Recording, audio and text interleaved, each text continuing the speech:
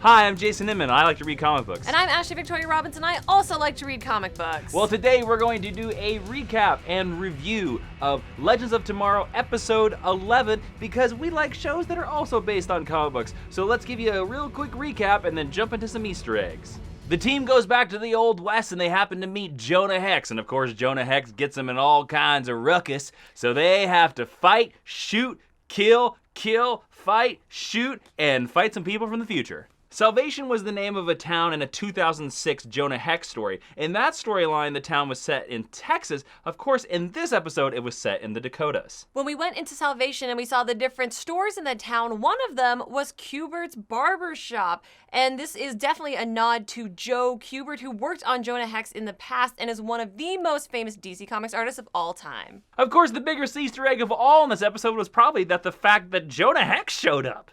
Toward the end of the episode, we meet the little boy who Martin saves from tuberculosis, and his name is H.G. Wells, of course, the very famous author who wrote The Time Machine. Also, another fun Easter egg, H.G. Wells is sort of also a nod to Harrison Wells from season 1 of The Flash. There's also 2 Western names that are mentioned in this episode. John Wayne, of course, the very famous movie cowboy, and then Quentin Turnbull, who actually was the villain of the Jonah Hex movie. In tonight's episode, we heard the name Hannibal Hawks. That is, of course, the Old West alias of Carter Hall Hawkman. And lastly, in small type on a lot of the Old West signs adorning all the buildings in Salvation, you can find the names of the writers and directors of previous episodes.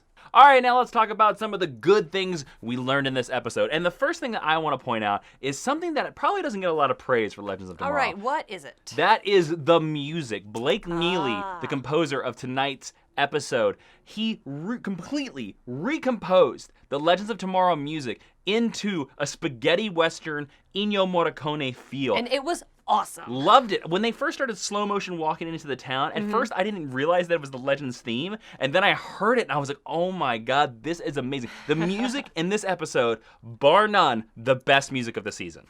Definitely. What did you like? I really liked Anna Devere Smith, who is the actress who played Hawk Girl in the Old West, but an older... Hawk Woman. Hawk Woman, an older version of Hawk Girl Kendra. She also played Nancy McNally on The West Wing. That she did. And I just thought that she gave such a strong performance, and I believed the sadness that she was carrying and that she wanted to pass this important information along. For me, this was Hawk Girl / Hawk Woman's best character beat this whole season. More of that, please. But let's talk about actually probably the best thing in the episode. All right. Jonah Hex. Yes. Shown up in the show. Finally, we'd seen his wanted poster for episodes, and now he finally shows up. We learn that Rip's duster comes from Jonah Hex. Great. We learn that Rip's son was named after Jonah Hex, and we learned that Rip Hunter is in love with the Old West, which explains his 6-shooter. I thought this actor killed it. I thought he did a fantastic job. They didn't go too far with making Hex as ugly as he in the comics. It's television. Which I understand, and he's not as mean as Jonah Hex is in the comic books,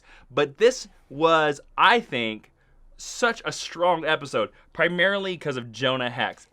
Yeah. I was going to say, and they do leave it open that he could come back in the future and that he would be interested in that. I would love to see him once or twice a season in Legends going forward. He was amazing. Imagine how cool it would be if next season he gets caught up in a 3-episode arc and actually time travels to the future, which, by the way, is in continuity with DC Comics, because Jonah Hex has traveled to the future, to modern-day DC Universe and to the future DC Universe several times. Let's also talk about how cool the gun duel was. Yes. Where Rip beat the guy.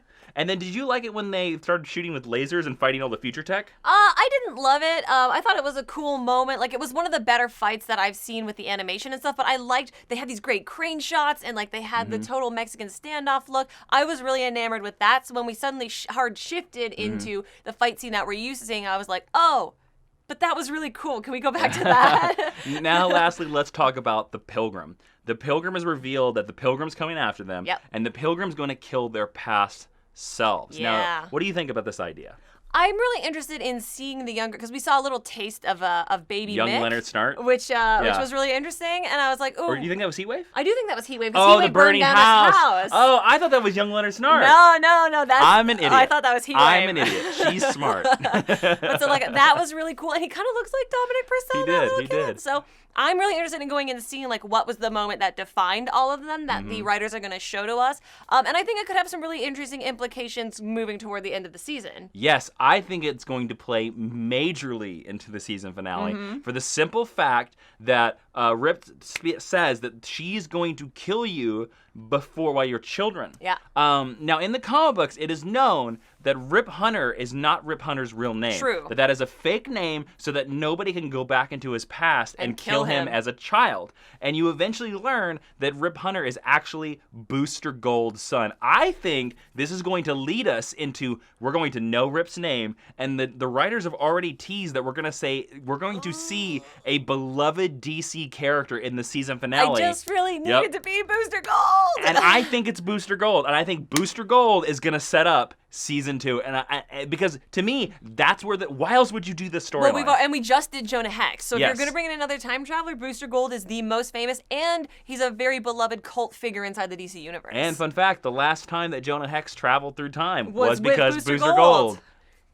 All right, so now we got to talk about some of the bad of the episode. One thing that I was confused about, they didn't really quite explain. They sort of did in the last episode, but I don't think we earned it. The sudden fact that Heatwave is all good now. Well, we needed him to be back on the team, and sometimes this writing team tends to rush stuff, so that's what I think. They were like, we need him to be here by this point, so suddenly he was. But I agree, we didn't spend enough time earning it. I did like that he knew certain things that Rip didn't know, or that he was an ally with Rip, that he knew all the time travel stuff now. Yeah. The other thing I don't like, I love that we saw Nancy McNally of the West Wing be older Hawkwoman. She was great. The NSA Hawkwoman, as I'm going to call her. But I didn't care about this storyline that essentially seemed to be like, oh, this is the reason why Ray and Kendra can't be together. I just don't really like them together anyway, and I don't like those actors playing opposite each other, so yeah. The only good thing that was about it was the fact that we learned that there was this bracelet that could possibly kill Vandal Savage. I'm waiting for them to forge it into a knife. Oh, well, they already had the other knife. Yeah, but they don't Maybe know. they'll forge They can't keep it in their hands. Maybe they'll forge it into a dagger? There you go. That's a knife.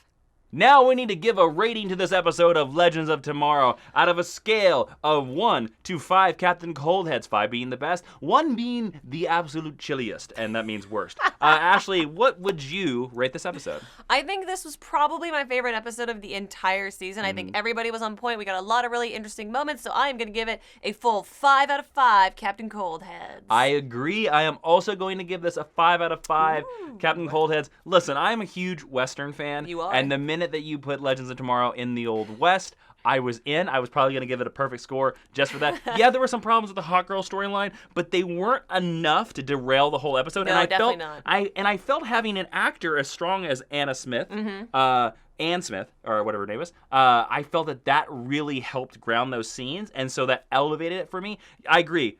Best episode of Legends of Tomorrow so far. So Jonah Hex spent a lot of time spitting and wrestling in this episode of Legends of Tomorrow. And so what I want to know, while Ashley laughs her face off, is what obscure DC character, like Jonah Hex, do you want to see in a future episode of Legends of Tomorrow? Ashley, do you have any thoughts? What obscure DC character would you like to see on this show, possibly next season? I normally say Booster Gold, but since we're pretty sure that's going to happen, I hope that we get a crossover episode where he gets to hang out with Ted Cord. Ooh, Ted Cord. There have been a lot of allusions that we're going to see Ted Cord on Arrow. Yeah, across the Berlantiverse. A lot of illusions. Interesting. You know, I don't have a really strong pick, so I'm just going to go crazy and say Ambush Bug, because Ambush Bug I think would be a lot of fun, and they'd have to explain how this alien guy is even there. Accept it. Do it. No. They see him in the time tunnel, the vortex. Yes! He's just living there, and they're just like, you're a weirdo, dude. And he's like, this is a nice place. So let me know down in the comments what character you want to know. If you don't know already, Ashley, every week, she's going to finish out her run of Girl on Supergirl. This Monday, final episode. You can watch that right there, right in front of her. You can click right in front of her and you can watch all those Supergirl episodes. And guys, you can support everything we do on Patreon, and you can click that, go right there, get all kinds of extras and super doopity doopity thumbs up from me. You can click right in front of me. Guys, Legends of Tomorrow is kicking ass, wrestling gators, and taking names. I'm Jason Inman. I'm Ashley Victoria Robinson. See you in the future, monkeys.